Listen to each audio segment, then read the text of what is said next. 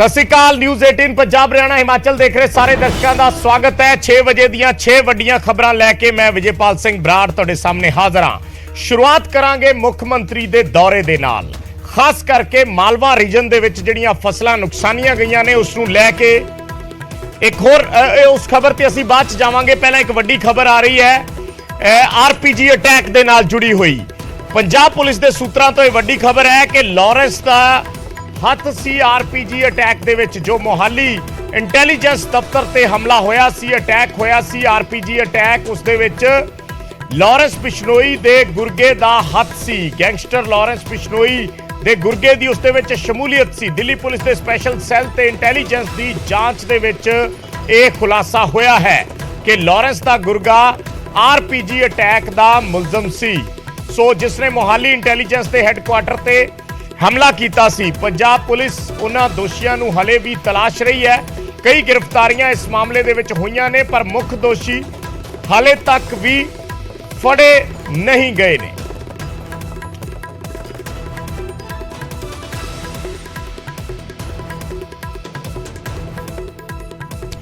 तो इस खबर ते असीं डिटेल दे विच गल करांगे पर 6 बजे दीयां 6 वड्डियां खबरां नज़र पा लैने हां।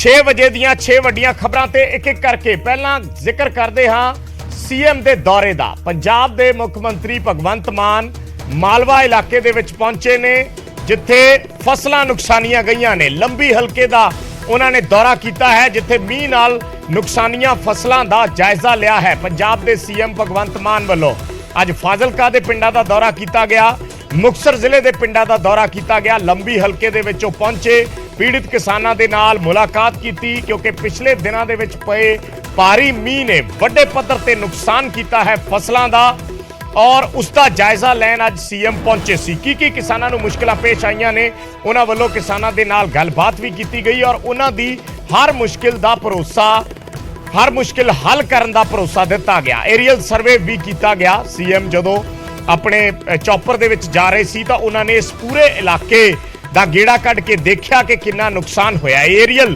ਸਰਵੇ ਦੀਆਂ ਤਸਵੀਰਾਂ ਨੇ ਜਦੋਂ ਸੀਐਮ ਆਪਣੇ ਚੌਪਰ 'ਚ ਜਾ ਰਹੇ ਸੀ ਔਰ ਉਹਨਾਂ ਵੱਲੋਂ ਜਾਇਜ਼ਾ ਲਿਆ ਗਿਆ ਇਸ ਪੂਰੇ ਇਲਾਕੇ ਦਾ। ਉੱਪਰੋਂ ਏਰੀਅਲ ਵਿਊ ਅਸੀਂ ਦਿਖਾ ਰਹੇ ਹਾਂ ਕਿਸ ਤਰੀਕੇ ਨਾਲ ਚਾਰੇ ਪਾਸੇ ਖੇਤਾਂ ਦੇ ਵਿੱਚ ਪਾਣੀ ਹੀ ਪਾਣੀ ਨਜ਼ਰ ਆਇਆ ਹੈ। ਇਹ ਚੌਪਰ 'ਚੋਂ ਲਈਆਂ ਗਈਆਂ ਤਸਵੀਰਾਂ ਨੇ ਜਦੋਂ ਸੀਐਮ ਇਸ ਇਲਾਕੇ ਦਾ ਦੌਰਾ ਕਰ ਰਹੇ ਸੀ। ਸੋ ਮੁਕਤਸਰ ਤੇ ਫਾਜ਼ਿਲਕਾ ਇਲਾਕੇ ਦੇ ਵਿੱਚ ਅੱਜ ਸੀਐਮ ਪਹੁੰਚੇ ਨੇ ਕਿਉਂਕਿ ਪਿਛਲੇ ਕਈ ਦਿਨਾਂ ਤੋਂ ਇਸ ਦੇ नुकसान की चर्चा वड्डे पद्धर ते हो रही सी और किसान इसलिए भी निराश सन उस इलाके दे कि उन्हां दी खबर सार लैन कोई नहीं पहुंचा। तो अज मुख्यमंत्री भगवंत मान खुद पहुंचे ने लोकां दे विच और उन्हां ने मुश्किलां हल करन दा भरोसा दिता है। किसानां दे नाल मुलाकात कीती है ते उन्हां दीयां मुश्किलां हल करन दा भरोसा दिता है। दुख दी गल ये 70-75 साल तो हालात यही ने। हर बार यही कहता जाता अगली बार देखो जी कमाल कर देंगे, अगली बार देखो जी अगली।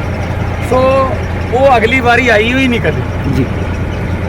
ज्यादा जान बुझ के इन्हां जिहड़ा लोकां नूं गरीब रखिया जाता है, जान बुझ के इन्हां लोकां नूं एहसानमंद कीता जाता है कि साडे थोड़े ते एहसान ने। एरिया किहदा जलालाबाद सुखबीर बादल जी दा, लंबी प्रकाश सिंह बादल दा जी।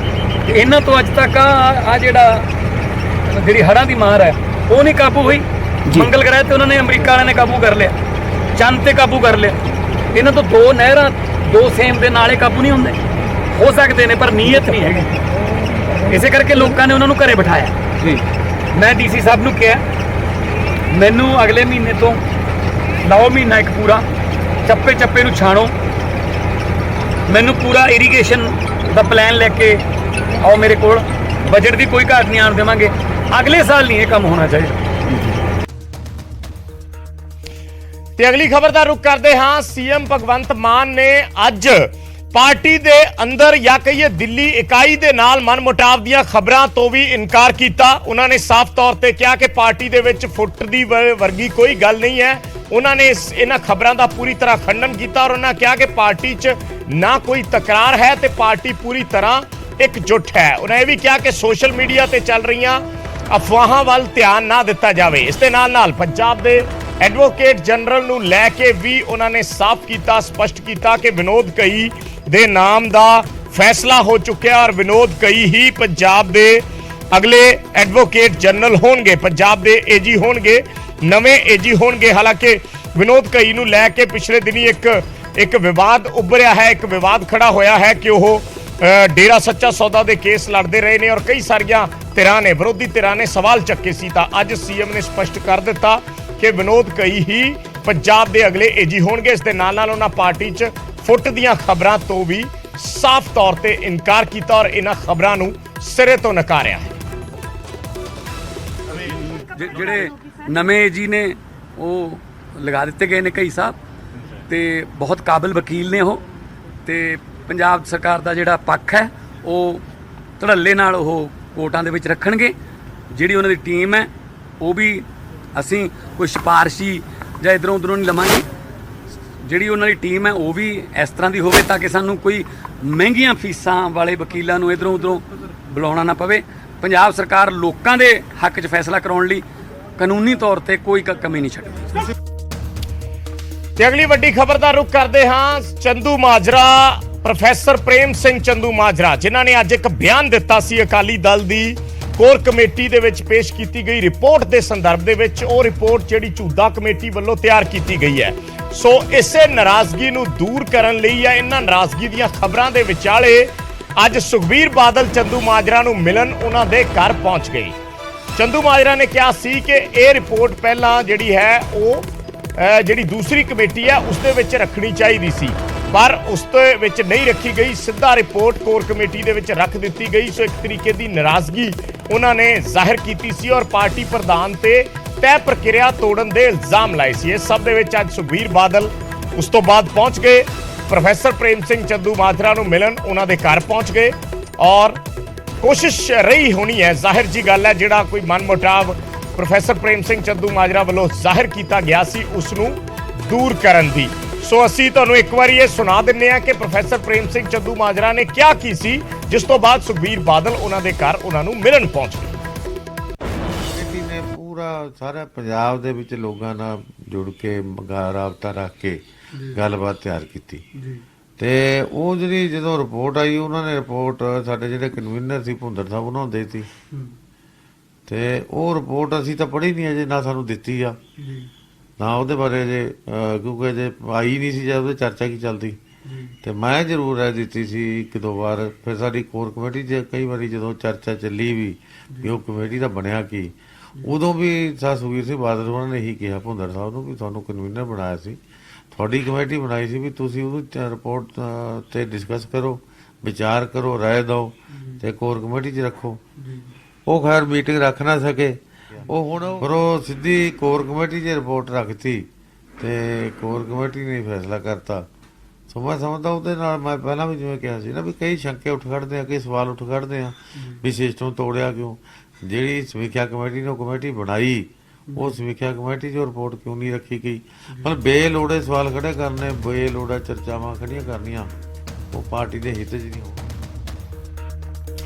ਤੇ ਅਗਲੀ ਵੱਡੀ ਖਬਰ ਦਾ ਰੁਖ ਕਰਦੇ ਹਾਂ ਔਰ ਜ਼ਿਕਰ ਕਰਦੇ ਹਾਂ ਵਿਜੀਲੈਂਸ ਦੇ ਐਕਸ਼ਨ ਦਾ। ਵਿਜੀਲੈਂਸ ਨੇ ਇੱਕ ਹੋਰ ਐਕਸ਼ਨ ਲਿਆ ਹੈ ਲੁਧਿਆਣਾ ਦੇ ਵਿੱਚ ਘਪਲੇ ਦੇ ਸੰਦਰਭ ਦੇ ਵਿੱਚ। ਕਾਂਗਰਸ ਆਗੂ ਰਮਨ ਬਾਲਾ ਸੁਬਰਮਨੀਅਮ ਉਹਨਾਂ ਦੇ ਖਿਲਾਫ ਕੇਸ ਦਰਜ ਕੀਤਾ ਗਿਆ ਹੈ ਔਰ ਪਲਾਟਾਂ ਦੀ ਗੈਰ ਕਾਨੂੰਨੀ ਵਿਕਰੀ ਦੇ ਇਲਜ਼ਾਮ ਲੱਗੇ ਨੇ। ਇਲਜ਼ਾਮ ਨੇ ਕਿ ਰਿਸ਼ਵਤ ਲੈ ਕੇ ਪਲਾਟ ਵੇਚੇ ਗਏ। ਕਾਂਗਰਸ ਆਗੂ ਰਮਨ ਬਾਲਾ ਸੁਬਰਮਨੀਅਮ ਤੇ ਮਾਮਲਾ ਦਰਜ ਕੀਤਾ ਗਿਆ ਹੈ। ਵਿਜੀਲੈਂਸ ਵੱਲੋਂ ਪਲਾਟਾਂ ਦੀ ਗੈਰ ਕਾਨੂੰਨੀ ਵਿਕਰੀ ਦੇ ਇਲਜ਼ਾਮ ਲੱਗੇ ਨੇ ਔਰ ਇਹ ਇਲਜ਼ਾਮ ਨੇ ਕਿ ਰਿਸ਼ਵਤ ਲੈ ਕੇ ਪਲਾਟ ਵੇਚੇ ਗਏ ਨੇ। ਸੋ ਬਾਲਾ ਸੁਬਰਮਨੀਅਮ ਦੇ ਪੀਏ ਸੰਦੀਪ ਸ਼ਰਮਾ ਨੂੰ ਗ੍ਰਿਫਤਾਰ ਕਰ ਲਿਆ ਗਿਆ ਹੈ। ਇਹ ਬਾਲਾ ਸੁਬਰਮਨੀਅਮ ਲੁਧਿਆਣਾ ਇੰਪਰੂਵਮੈਂਟ ਟਰਸਟ ਦੇ ਸਾਬਕਾ ਚੇਅਰਮੈਨ ਨੇ। ਸੋ ਸਾਬਕਾ ਚੇਅਰਮੈਨ ਦੇ ਪੀਏ ਨੂੰ ਗ੍ਰਿਫਤਾਰ ਕਰ ਲਿਆ ਹੈ ਔਰ ਸਾਬਕਾ ਚੇਅਰਮੈਨ ਸਮੇਤ 5 ਲੋਕਾਂ ਦੇ ਖਿਲਾਫ ਇਹ ਮਾਮਲਾ ਦਰਜ ਕੀਤਾ ਗਿਆ ਹੈ। ਰਮਨ ਬਾਲਾ ਸੁਬਰਮਨੀਅਮ ਕਾਂਗਰਸ ਦੇ ਆਗੂ ਨੇ ਲੁਧਿਆਣਾ ਤੋਂ ਔਰ ਸਾਬਕਾ ਮੰਤਰੀ ਭਾਰਤ ਭੂਸ਼ਣ ਆਸ਼ੂ ਦੇ ਕਾਫੀ ਨਜ਼ਦੀਕੀ ਸਾਥੀਆਂ ਚੋਂ ਰਹੇ ਨੇ। ਲੁਧਿਆਣਾ ਇੰਪਰੂਵਮੈਂਟ ਟਰਸਟ ਦੇ ਸਾਬਕਾ ਚੇਅਰਮੈਨ ਨੇ, ਉਹਨਾਂ ਦੇ ਖਿਲਾਫ ਵਿਜੀਲੈਂਸ ਨੇ ਮਾਮਲਾ ਦਰਜ ਕੀਤਾ ਹੈ ਔਰ 4 ਹੋਰ ਲੋਕ ਨੇ ਜਿਨ੍ਹਾਂ ਨੂੰ ਇਸ ਮਾਮਲੇ ਦੇ ਵਿੱਚ ਨਾਮਜ਼ਦ ਕੀਤਾ ਗਿਆ ਹੈ। ਸੋ ਇੰਪਰੂਵਮੈਂਟ ਟਰਸਟ ਦੇ ਪਲਾਟਾਂ ਦਾ ਰੌਲਾ ਹੈ ਔਰ ਵਿਜੀਲੈਂਸ ਦੇ ਇਹ ਇਲਜ਼ਾਮ ਨੇ ਕਿ ਰਿਸ਼ਵਤ ਲੈ ਕੇ ਪਲਾਟ ਵੇਚੇ ਗਏ। ਸਾਡੇ ਸਹਿਯੋਗੀ ਰੋਹਿਤ ਗੌਰ ਜੁੜੇ ਨੇ ਫੋਨ ਲਾਈਨ ਤੇ ਹੋਰ ਜਾਣਕਾਰੀ ਦੇ ਲਈ। ਰੋਹਿਤ, ਥੋੜਾ ਡਿਟੇਲ ਚ ਸਮਝਣਾ ਚਾਹਾਂਗੇ ਪੂਰਾ ਮਾਮਲਾ, ਕਿਹੜੇ ਪਲਾਟ ਸੀ ਜਿਨ੍ਹਾਂ ਦਾ ਰੌਲਾ ਪਿਆ, ਜਿਨ੍ਹਾਂ ਦੇ ਇਲਜ਼ਾਮ ਲੱਗ ਰਹੇ ਨੇ ਕਿ ਇਸ ਦੇ ਵਿੱਚ ਘੁਟਾਲਾ ਹੋਇਆ?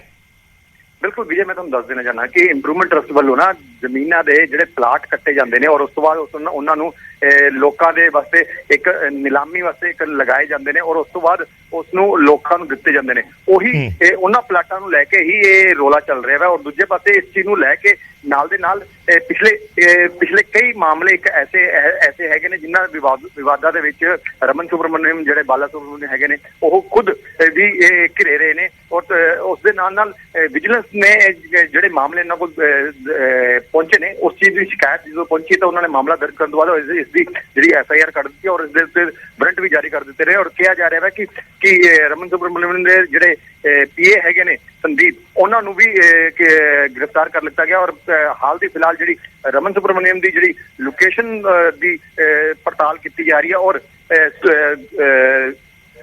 ਸੂਤਰਾਂ ਦੇ ਮੁਤਾਬਿਕ ਕਿਹਾ ਜਾ ਰਿਹਾ ਹੈ ਕਿ ਰਮਨ ਸੁਬਰਮਨਿਅਮ ਜਿਹੜੇ ਹੈਗੇ ਨੇ ਉਹ ਇਸ ਵੇਲੇ ਬੰਗਲੌਰ ਦੇ ਕਿਸੇ ਇਲਾਕੇ ਦੇ ਵਿੱਚ ਜਾਂ ਉਸ ਸ਼ਹਿਰ ਦੇ ਵਿੱਚ ਆਸ-ਪਾਸ ਕਿਤੇ ਉਹਨਾਂ ਦੀ ਲੋਕੇਸ਼ਨ ਨਿਕਲ ਕੇ ਆ ਰਹੀ ਹੈ। ਤਾਂ ਇਸ ਚੀਜ਼ ਨੂੰ ਵੀ ਦੇਖਿਆ ਜਾ ਰਿਹਾ ਹੈ। ਹੁਣ ਪੁਲਿਸ ਹਰ ਪੱਖੋਂ ਉਹਨਾਂ ਦੀ ਪੜਤਾਲ ਕਰ ਰਹੀ ਹੈ ਤਾਂ ਕਿ ਉਹਨਾਂ ਨੂੰ ਗ੍ਰਿਫਤਾਰ ਕੀਤਾ ਜਾਵੇ। ਗ੍ਰਿਫਤਾਰ ਕਰਨ ਤੋਂ ਬਾਅਦ ਉਹਨਾਂ ਦੀ ਜਿਹੜੀ ਪੁੱਛਤਾਛ ਕੀਤੀ ਜਾ ਸਕੇ ਔਰ ਹਰੇਕ ਪੱਖੋਂ ਜਿਹੜੇ ਉਹਨਾਂ ਤੇ ਇਲਜ਼ਾਮ ਲਗਾਏ ਗਏ ਨੇ ਉਸ ਨੂੰ ਜਾਂਚਿਆ ਜਾ ਸਕੇ। ਅੱਛਾ ਰੋਹਿਤ, ਹੋਰ ਜਿਹੜੇ 4 ਲੋਕ, ਜਿਵੇਂ ਰਮਨ ਸੁਬਰਮਨਿਅਮ ਤੋਂ ਇਲਾਵਾ 4 ਲੋਕ ਹੋਰ ਨੇ, ਇੱਕ PA ਹੈ ਜਿਸ ਨੂੰ ਗ੍ਰਿਫਤਾਰ ਕੀਤਾ ਗਿਆ, ਬਾਕੀ 3 ਲੋਕ ਕੌਣ ਨੇ ਜਿਨ੍ਹਾਂ ਦੇ ਨਾਮ ਨੇ? ਜੀ ਹਜੇ ਇਸ ਚੀਜ਼ ਦੀ ਜਿਹੜੀ ਹੈਗੀ ਹੈ ਪੂਰੇ ਤੌਰ ਦੇ ਉੱਤੇ ਜਿਹੜੀ ਸੂਚਨਾ ਨਿਕਲ ਕੇ ਸਾਹਮਣੇ ਨਹੀਂ ਆ ਰਹੀ ਹੈ। ਪਰ ਹਾਂ ਇੱਕ ਚੀਜ਼ ਜ਼ਰੂਰ ਹੈ ਕਿ ਪਿਛਲੇ ਦਿਨਾਂ ਦੇ ਵਿੱਚ ਤੁਹਾਨੂੰ ਯਾਦ ਹੋਊਗਾ ਕਿ ਇੰਪਰੂਵਮੈਂਟ ਟਰਸਟ ਦੇ 4 ਲੋਕਾਂ ਨੂੰ ਗ੍ਰਿਫਤਾਰ ਕੀਤਾ ਗਿਆ ਸੀ, ਜਿਸ ਦੇ ਵਿੱਚ ਇੱਕ ਮਹਿਲਾ ਜਿਹੜੀ ਮੇਨ ਅਕਿਊਜ਼ ਸੀਗੀ, ਜਿਸ ਦੇ ਉੱਤੇ ਇਲਜ਼ਾਮ ਲਗਾਇਆ ਗਿਆ ਸੀਗਾ ਕਿ ਉਸਨੇ ਰਜਿਸਟਰੀ ਕਰਨ ਵਾਸਤੇ ਉਸ ਤੋਂ ਕਿਸੇ ਰਿਸ਼ਵਤ ਮੰਗੀ ਗਈ ਹੈ। ਤੇ ਉਸ ਦੇ ਹੀ ਪੁੱਛਤਾਛ ਤੋਂ ਬਾਅਦ ਹੀ ਵਿਜੀਲੈਂਸ ਨੇ ਇਹ ਜਿਹੜਾ ਮਾਮਲਾ ਨਿਕਲ ਕੇ ਸਾਹਮਣੇ ਆਇਆ ਤੇ ਵਿਜੀਲੈਂਸ ਨੇ ਇਸ ਮਾਮਲੇ ਨੂੰ ਦੇਖਦੇ ਹੋਏ ਰਮਨ ਸੁਬਰਮਨਿਅਮ ਜਿਹੜੇ ਕਿ ਚੇਅਰਮੈਨ ਰਹਿ ਚੁੱਕੇ ਨੇ ਪਿਛਲੇ ਇੰਪਰੂਵਮੈਂਟ ਟਰਸਟ ਦੇ ਵਿੱਚ ਕਾਂਗਰਸ ਦੇ ਸਮੇਂ ਦੇ ਵਿੱਚ, ਤਾਂ ਉਹਨਾਂ ਉੱਤੇ ਇਹ ਮਾਮਲਾ ਦਰਜ ਕੀਤਾ ਹੋਇਆ। ਤੇ ਹੁਣ ਵਿਜੀਲੈਂਸ ਪੱਖੋਂ ਇਹ ਪੂਰੀ ਮਾਮਲੇ ਦੀ ਜਾਂਚ ਕੀਤੀ ਜਾ ਰਹੀ ਹੈ ਔਰ ਜਾਂਚ ਕਰਨ ਤੋਂ ਬਾਅਦ ਹੀ ਜਿਹੜੇ ਤੱਥ ਨਿਕਲ ਕੇ ਸਾਹਮਣੇ ਆਣਗੇ ਹੋਰ ਲੋਕਾਂ ਉੱਤੇ ਵੀ ਕਿਹਾ ਜਾ ਸਕਦਾ ਹੈ ਕਿ ਆਉਣ ਵਾਲੇ ਦਿਨਾਂ ਵਿੱਚ ਇੰਪਰੂਵਮੈਂਟ ਟਰਸਟ ਦੇ ਕਈ ਅਧਿਕਾਰੀ ਵੀ ਇਸ ਮਾਮਲੇ ਵਿੱਚ ਚਪੇਟ 'ਚ ਆ ਸਕਦੇ ਨੇ। ਠੀਕ ਹੈ, ਧੰਨਵਾਦ ਰੋਹਿਤ ਇਸ ਜਾਣਕਾਰੀ ਦੇ ਲਈ। ਤਾਂ ਹੋਰ ਵੀ ਕਈ ਲੋਕ ਚਪੇਟ ਦੇ ਵਿੱਚ ਆ ਸਕਦੇ ਨੇ। ਵਿਜੀਲੈਂਸ ਨੇ ਮਾਮਲਾ ਦਰਜ ਕੀਤਾ ਹੈ ਪਲਾਟ आवंटन ਦਾ, ਪਲਾਟਾਂ ਦੀ ਵੰਡ ਦਾ ਇਹ ਮਾਮਲਾ ਹੈ ਔਰ ਇਸ ਮਾਮਲੇ ਦੇ ਵਿੱਚ ਇੰਪਰੂਵਮੈਂਟ ਟਰਸਟ ਦੇ ਸਾਬਕਾ ਚੇਅਰਮੈਨ ਕਾਂਗਰਸੀ ਆਗੂ ਰਮਨ ਬਾਲਾ ਸੁਬਰਮਨਿਅਮ ਦੇ ਖਿਲਾਫ ਕੇਸ ਦਰਜ ਕਰ ਲਿਆ ਗਿਆ ਹੈ। 4 ਲੋਕ ਹੋਰ ਨੇ, 5 ਨੂੰ ਨਾਮਜ਼ਦ ਕੀਤਾ ਗਿਆ ਕੁੱਲ ਇਸ ਮਾਮਲੇ ਦੇ ਵਿੱਚ ਔਰ ਇੱਕ ਗ੍ਰਿਫਤਾਰੀ ਹੋਈ ਹੈ ਰਮਨ ਬਾਲਾ ਸੁਬਰਮਨਿਅਮ ਦੇ PA ਸੰਦੀਪ ਸ਼ਰਮਾ ਦੀ। ਤੇ ਅਗਲੀ ਖਬਰ ਦਾ ਰੁਖ ਕਰਦੇ ਹਾਂ। ਪੰਜਾਬ ਪੁਲਿਸ ਨੂੰ ਇੱਕ ਹੋਰ ਵੱਡੀ ਸਫਲਤਾ ਮਿਲੀ ਹੈ। 126 ਕਿਲੋ ਹੈਰੋਇਨ ਦੇ ਮਾਮਲੇ ਦੇ ਵਿੱਚ ਪੁਲਿਸ ਨੇ ਵਾਂਟਡ ਅੰਤਰਰਾਜੀ ਸਮਗਲਰ ਨੂੰ ਗ੍ਰਿਫਤਾਰ ਕੀਤਾ ਹੈ। 126 ਕਿਲੋ ਹੈਰੋਇਨ ਮਾਮਲੇ ਦੇ ਵਿੱਚ ਸਫਲਤਾ ਮਿਲੀ ਹੈ ਔਰ ਅੰਤਰਰਾਜੀ ਸਮਗਲਰ ਹੈ, ਵਾਂਟਡ ਸੀ, ਜਿਸ ਨੂੰ ਗ੍ਰਿਫਤਾਰ ਕੀਤਾ ਗਿਆ ਹੈ। ਪੁਲਿਸ ਦੀ ਲਿਸਟ ਦੇ ਵਿੱਚ ਵਾਂਟਡ ਕ੍ਰਿਮੀਨਲ ਸੀ। 9.5 ਲੱਖ ਦੇ ਕਰੀਬ ਡਰਗ ਮਨੀ ਵੀ ਜ਼ਬਤ ਕੀਤੀ ਗਈ ਹੈ ਔਰ ਡਰਗ ਸਮਗਲਿੰਗ ਲਈ ਵਰਤੀ ਗਈ ਕਾਰ ਵੀ ਪੁਲਿਸ ਨੇ ਬਰਾਮਦ ਕੀਤੀ ਹੈ। ਤਰਨਤਾਰਨ ਦੇ ਰਾਜਬੀਰ ਵਜੋਂ ਮੁਲਜ਼ਮ ਦੀ ਪਛਾਣ ਹੋਈ ਹੈ। ਜੋ ਮੁਲਜ਼ਮ ਜਿਸ ਨੂੰ ਗ੍ਰਿਫਤਾਰ ਕੀਤਾ ਗਿਆ ਹੈ ਤਰਨਤਾਰਨ ਦਾ ਰਹਿਣ ਵਾਲਾ ਹੈ ਔਰ ਰਾਜਬੀਰ ਉਸ ਦਾ ਨਾਮ ਦੱਸਿਆ ਜਾ ਰਿਹਾ ਹੈ। ਅੰਤਰਰਾਜੀ ਸਮਗਲਿੰਗ ਦੇ ਵਿੱਚ ਸ਼ਾਮਿਲ ਸੀ।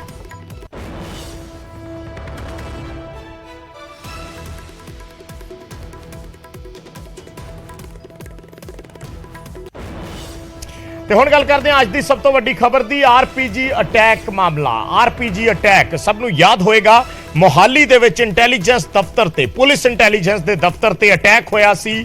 RPG ਅਟੈਕ, ਇੱਕ ਰਾਕਟ ਲਾਂਚਰ ਦੇ ਨਾਲ ਅਟੈਕ ਕੀਤਾ ਗਿਆ ਸੀ। ਹੁਣ ਇਹ ਖਬਰਾਂ ਆ ਰਹੀਆਂ ਨੇ ਕਿ ਉਸ ਅਟੈਕ ਦੇ ਪਿੱਛੇ ਲਾਰੈਂਸ ਬਿਸ਼ਨੋਈ ਦਾ ਹੱਥ ਹੈ ਜਾਂ ਲਾਰੈਂਸ ਬਿਸ਼ਨੋਈ ਗੈਂਗ ਦਾ ਹੱਥ ਹੈ। ਪੁਲਿਸ ਸੋਰਸਿਸ ਤੋਂ ਇਹ ਖਬਰਾਂ ਨੇ ਕਿ ਅਟੈਕ ਦੇ ਪਿੱਛੇ ਲਾਰੈਂਸ ਦਾ ਹੱਥ ਹੈ। ਲਾਰੈਂਸ ਦੇ ਗੁਰਗੇ ਨੇ ਇਸ ਅਟੈਕ ਦੇ ਵਿੱਚ ਭੂਮਿਕਾ ਨਿਭਾਈ ਸੀ। RPG ਅਟੈਕ ਦਾ ਮੁਲਜ਼ਮ ਜੋ ਵਿਅਕਤੀ ਹੈ ਉਹ ਲਾਰੈਂਸ ਦਾ ਗੁਰਗਾ ਹੈ। ਦਿੱਲੀ ਸਪੈਸ਼ਲ ਸੈੱਲ ਤੇ ਚੰਡੀਗੜ੍ਹ ਇੰਟੈਲੀਜੈਂਸ ਦੀ ਜਾਂਚ ਦੇ ਵਿੱਚ ਇਹ ਖੁਲਾਸਾ ਹੋਇਆ ਹੈ। ਮੋਹਾਲੀ ਇੰਟੈਲੀਜੈਂਸ ਹੈੱਡਕੁਆਰਟਰ ਤੇ ਇਹ ਅਟੈਕ ਹੋਇਆ ਸੀ।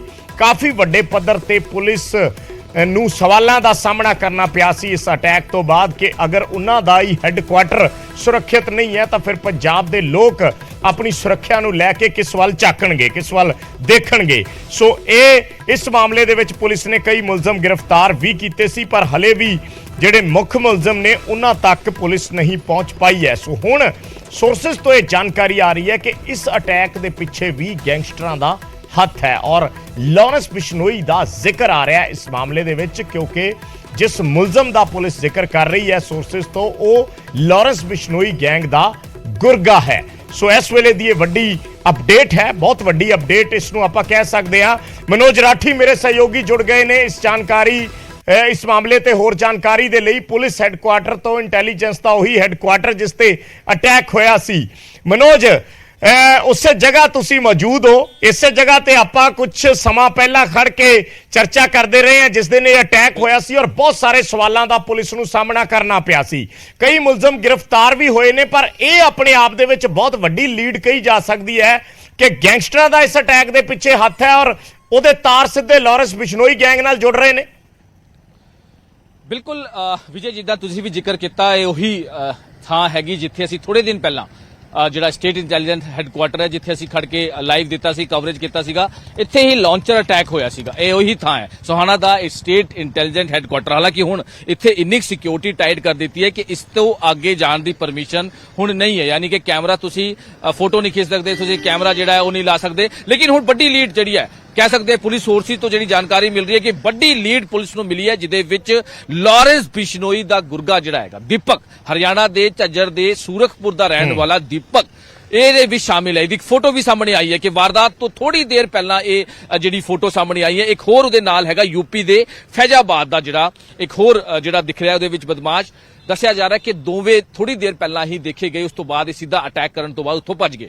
ਯਾਨੀ ਕਿ ਬੜੀ ਹੈਰਾਨ ਕਰ ਦੇਣ ਵਾਲੀ ਗੱਲ ਹੈ ਕਿ ਵਿਜੇ, ਇਹਦੇ ਵਿੱਚ ਪਹਿਲਾਂ ਰਿੰਦਾ ਦਾ ਨਾਂ ਆ ਰਿਹਾ ਸੀਗਾ, ਰਿੰਦਾ ਤੇ ਲਾਂਡਾ ਨੇ ਮਿਲ ਕੇ ਇਹ ਸਾਰਾ ਅਟੈਕ ਕਰਾਇਆ। ਇਹ ਪੁਲਿਸ ਨੇ ਵੀ ਮੰਨਿਆ, ਇਹ ਪੁਲਿਸ ਨੇ ਵੀ ਇਹਦੀ ਜਿਹੜੀ ਹੈਗੀ ਪੁਸ਼ਟੀ ਕੀਤੀ ਸੀ ਕਿ ਲਾਂਡਾ ਤੇ ਰਿੰਦਾ ਨੇ ਪਾਕਿਸਤਾਨ 'ਚ ਬਹਿ ਕੇ ਇਸ ਤਰ੍ਹਾਂ ਦੀ ਵਾਰਦਾਤ ਨੂੰ ਅੰਜਾਮ ਦਿਲਵਾਇਆ। ਯਾਨੀ ਕਿ ਲਾਰੈਂਸ ਬਿਸ਼ਨੋਈ ਵੀ ਇਹਦੇ ਵਿੱਚ ਸ਼ਾਮਿਲ ਹੈ। ਲਾਰੈਂਸ ਬਿਸ਼ਨੋਈ ਦਾ ਗੁਰਗਾ ਜਿਹੜਾ ਦੀਪਕ ਹੈ ਇਹਦੇ ਵਿੱਚ ਦੇਖਿਆ ਗਿਆ। ਇਹ ਸਾਰੀ ਚੀਜ਼ਾਂ ਨੂੰ ਲੈ ਕੇ ਹੁਣ ਪੁਲਿਸ ਲਗਾਤਾਰ ਜਿਹੜੀ ਇੰਟੈਲੀਜੈਂਸ ਹੈਗੀ ਆਈਬੀ ਹੈ ਜਿਹੜੀ ਉਹ ਲਗਾਤਾਰ ਕੰਮ ਕਰ ਰਹੀ ਹੈ। ਸਪੈਸ਼ਲ ਸੈੱਲ ਵੱਲੋਂ ਵੀ ਜਿਹੜੀ ਜਾਣਕਾਰੀ ਮਿਲ ਰਹੀ ਹੈ, ਦਿੱਲੀ ਦੀ ਚੰਡੀਗੜ੍ਹ ਦੀ ਇੰਟੈਲੀਜੈਂਸ ਬਿਊਰੋ ਵੱਲੋਂ ਵੀ ਲਗਾਤਾਰ ਕੰਮ ਕੀਤਾ ਜਾ ਰਿਹਾ ਹੈ ਕਿ ਲਾਰੈਂਸ ਬਿਸ਼ਨੋਈ ਦੇ ਗੁਰਗੇ ਦਾ ਵੀ ਇਹਦੇ ਵਿੱਚ ਕੰਮ ਹੈ। ਇਹਦਾ ਮਤਲਬ ਜਿਹੜੇ ਵੀ ਰਿੰਦਾ ਦਾ ਜਿਹੜੇ ਮਨਸੂਬੇ ਹੈ, ਰਿੰਦਾ ਦੇ ਜਿਹੜੇ ਮਨਸੂਬੇ ਹੈ, ਉਹਦੇ ਵਿੱਚ ਕਿਤੇ ਨਾ ਕਿਤੇ ਇਹ ਕਾਮਯਾਬ ਹੋਣ ਦੀ ਕੋਸ਼ਿਸ਼ ਕਰ ਰਹੇ ਕਿ ਪੰਜਾਬ ਦਾ ਮਾਹੌਲ ਕਿਸ ਤਰ੍ਹਾਂ ਖਰਾਬ ਕਰਨ ਦੀ ਕੋਸ਼ਿਸ਼ ਕਰ ਰਹੇ ਹੈ। ਗੈਂਗਸਟਰਾਂ ਨਾਲ ਮਿਲ ਕੇ ਹਥਿਆਰਾਂ ਦੀ ਸਪਲਾਈ, ਗੈਂਗਸਟਰਾਂ ਨਾਲ ਮਿਲ ਕੇ ਹੋਰ ਜਿਹੜੇ ਹੈਗੇ ਇਸ ਤਰ੍ਹਾਂ ਦੇ ਅਟੈਕ ਕਰਾਣਾ, ਦੇ ਗੋਲੀਬਾਰੀ ਕਰਨਾ, ਇਹ ਸਾਰੀ ਚੀਜ਼ਾਂ ਨੂੰ ਲੈ ਕੇ ਯਾਨੀ ਕਿ ਮਿਲ ਕੇ ਕੰਮ ਕੀਤਾ ਜਾ ਰਿਹਾ ਹੈ। ਪਹਿਲਾਂ ਹੀ ਪੁਲਿਸ ਨੂੰ ਸ਼ੱਕ ਸੀਗਾ ਕਿ ਰਿੰਦਾ ਦੇ ਨਾਲ ਕਿਸੇ ਨਾ ਕਿਸੇ ਗੈਂਗਸਟਰ ਦਾ ਹੱਥ ਹੋ ਸਕਦਾ ਹੈ। ਹੁਣ ਦੀਪਕ ਦੀ ਥੋੜੀ ਜਿਹੀ ਹਿਸਟਰੀ ਤੁਹਾਨੂੰ ਦੱਸ ਦਈਏ ਕਿ ਦੀਪਕ ਇਹ ਉਹੀ ਦੀਪਕ ਹੈ ਝੱਜਰ ਦਾ ਜਿਹੜਾ 2-2.5 ਸਾਲ ਪਹਿਲਾਂ ਚੰਡੀਗੜ੍ਹ 'ਚ ਸੋਨੂ ਸ਼ਾਹ ਦਾ ਮਰਡਰ ਹੋਇਆ ਸੀਗਾ। ਤੁਹਾਨੂੰ ਯਾਦ ਹੋਣਾ, ਅਸੀਂ ਕਵਰੇਜ ਕੀਤੀ ਸੀ। ਸੈਕਟਰ 45 ਬੜੈਲ 'ਚ ਮਰਡਰ ਹੋਇਆ ਸੀਗਾ। ਉਹਦੇ ਵਿੱਚ ਵੀ ਲਾਰੈਂਸ ਬਿਸ਼ਨੋਈ ਦਾ ਗੁਰਗਾ ਰਾਜੂ ਬਸੌਦੀ, ਉਹਦੇ ਵਿੱਚ ਇਹਦਾ ਨਾਂ ਸਾਹਮਣੇ ਆਇਆ ਸੀ, ਉਹਨੂੰ ਅਰੈਸਟ ਵੀ ਕੀਤਾ ਸੀ। ਉਹਦੇ ਵਿੱਚ ਵੀ ਦੀਪਕ ਸ਼ਾਮਿਲ ਸੀ। ਇਹ ਜਿਹੜਾ ਹੁਣ ਨਾਂ ਆ ਰਿਹਾ ਸਾਹਮਣੇ, ਉਹ ਵੀ ਉਸ ਟਾਈਮ ਵੀ ਸ਼ਾਮਿਲ ਸੀਗਾ। ਉਸ ਟਾਈਮ ਦਾ ਵੀ ਵਾਂਟਡ ਹੈਗਾ ਚੰਡੀਗੜ੍ਹ ਪੁਲਿਸ ਦਾ। ਇਸ ਤੋਂ ਇਲਾਵਾ ਇਹ ਮਿਲਿਆ ਸੀਗਾ ਲਾਰੈਂਸ ਨੂੰ ਜੇਲ੍ਹ 'ਚ ਇਹਦੀ ਮੁਲਾਕਾਤ ਲਾਰੈਂਸ ਨਾਲ ਹੋਈ। ਉਸ ਤੋਂ ਬਾਅਦ ਇਹਦੇ ਨਾਲ ਲਗਾਤਾਰ ਕੰਮ ਕਰਦਾ ਰਿਹਾ। ਹੁਣ ਪੁਲਿਸ ਤੋਂ ਇਨਵੈਸਟੀਗੇਸ਼ਨ ਸਾਹਮਣੇ ਆ ਰਹੀ ਹੈ ਕਿ ਆਖਿਰ ਰਿੰਦਾ ਤੇ ਲਾਰੈਂਸ ਦਾ ਕਨੈਕਸ਼ਨ ਕੀ ਹੈ। ਤਾਂ ਹੁਣ ਜਿਹੜੀ ਜਾਣਕਾਰੀ ਸਾਨੂੰ ਮਿਲੀ ਹੈ ਕਿ 2016-17 'ਚ ਇਹ ਰਿੰਦਾ ਤੇ ਲਾਰੈਂਸ ਪੰਜਾਬ ਦੀ ਇੱਕ ਜੇਲ੍ਹ 'ਚ ਮਿਲੇ ਸੀਗੇ।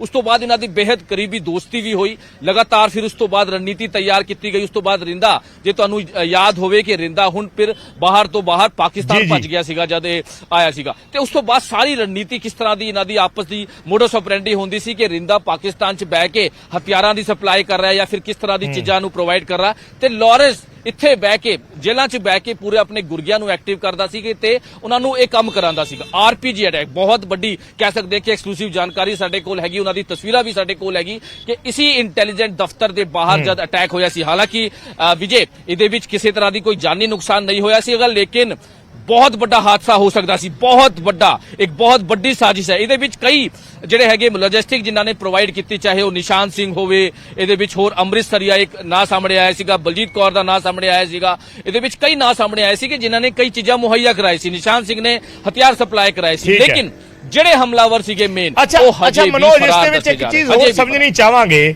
ਜਿਸ ਤਰੀਕੇ ਨਾਲ ਇਹ ਖੁਲਾਸੇ ਹੋ ਰਹੇ ਨੇ, ਇਸ ਵੇਲੇ ਜ਼ਿਕਰ ਆ ਗਿਆ ਹੈ ਗੈਂਗਸਟਰ ਦਾ।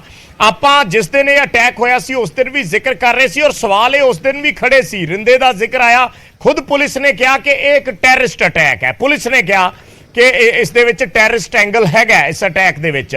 ਅੱਜ ਇਸ ਦੇ ਵਿੱਚ ਗੈਂਗਸਟਰ ਐਂਗਲ ਨਿਕਲ ਕੇ ਆ ਰਿਹਾ ਹੈ, ਯਾਨੀ ਇਹ ਚੀਜ਼ ਇੱਕ ਤਰੀਕੇ ਨਾਲ ਪੁਖਤਾ ਹੋ ਚੁੱਕੀ ਹੈ ਜਾਂ ਇਹਨਾਂ ਚੀਜ਼ਾਂ ਦੀ ਪੁਸ਼ਟੀ ਹੋ ਚੁੱਕੀ ਹੈ ਕਿ ਗੈਂਗਸਟਰਿਜ਼ਮ ਤੇ ਟੈਰਰਿਜ਼ਮ ਉਹ ਇੱਕੋ ਹੀ ਹੋ ਚੁੱਕੇ ਨੇ। ਜਿਹੜੀ ਵਿਚਾਰੇ ਲਾਈਨ ਸੀਗੀ ਇਹਨਾਂ ਦੇ ਉਹ ਖਤਮ ਹੋ ਚੁੱਕੀ ਹੈ।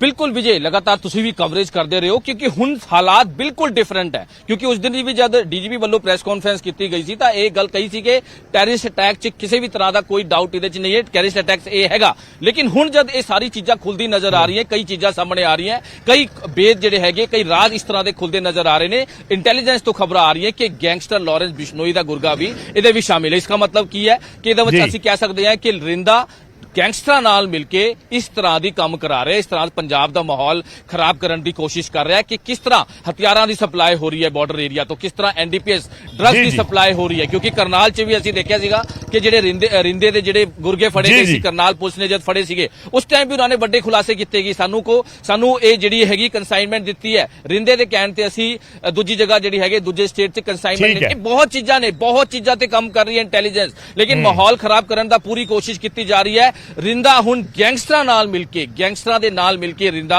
ਹੁਣ ਸਾਰੀ ਇਸ ਤਰ੍ਹਾਂ ਦੀ ਜਿਹੜੀ ਹੈਗੀ ਹੈ ਉਹ ਮਾਹੌਲ ਖਰਾਬ ਕਰਨ ਦੀ ਪੰਜਾਬ ਦੇ ਵਿੱਚ ਅੱਤਵਾਦੀ ਗਤੀਵਿਧੀਆਂ ਨੂੰ ਜਨਮ ਦੇ ਰਿਹਾ। ਠੀਕ ਹੈ, ਧੰਨਵਾਦ ਮਨੋਜ ਇਸ ਜਾਣਕਾਰੀ ਦੇ ਲਈ। ਤਾਂ ਗੈਂਗਸਟਰਿਜ਼ਮ ਤੇ ਟੈਰਰਿਜ਼ਮ ਜਿਸ ਦਾ ਅਸੀਂ ਜ਼ਿਕਰ ਕਰ ਰਹੇ ਸੀ ਆਪਸ ਦੇ ਵਿੱਚ ਰਲਗੱਡ ਹੋ ਰਿਹਾ ਔਰ ਇਹੀ ਮਿਲ ਕੇ ਪੰਜਾਬ ਦਾ ਮਾਹੌਲ ਖਰਾਬ ਕਰਨ ਦੇ ਵਿੱਚ ਸਭ ਤੋਂ ਵੱਡਾ ਰੋਲ ਇਹਨਾਂ ਦਾ ਨਜ਼ਰ ਆ ਰਿਹਾ, ਕਿਉਂਕਿ ਖੁਦ ਪੁਲਿਸ ਨੇ ਕਿਹਾ ਸੀ ਕਿ ਇੱਕ ਟੈਰਰਿਸਟ ਅਟੈਕ ਹੈ ਤੇ ਜੇ ਇਸ ਦੇ ਵਿੱਚ ਗੈਂਗਸਟਰ ਐਂਗਲ ਵੀ ਹੁਣ ਸਾਹਮਣੇ ਆ ਜਾਂਦਾ ਤਾਂ ਫਿਰ ਇਸ ਨੂੰ ਆਸਾਨੀ ਨਾਲ ਸਮਝਿਆ ਜਾ ਸਕਦਾ ਹੈ ਕਿ ਗੱਲ ਕਿਹੜੇ ਪਾਸੇ ਜਾ ਰਹੀ ਹੈ। ਇੱਕ ਛੋਟਾ ਜਿਹਾ ਕਮਰਸ਼ੀਅਲ ਬ੍ਰੇਕ ਲੈਣਾ, ਜਲਦ ਵਾਪਸ ਆਉਂਦੇ ਹਾਂ।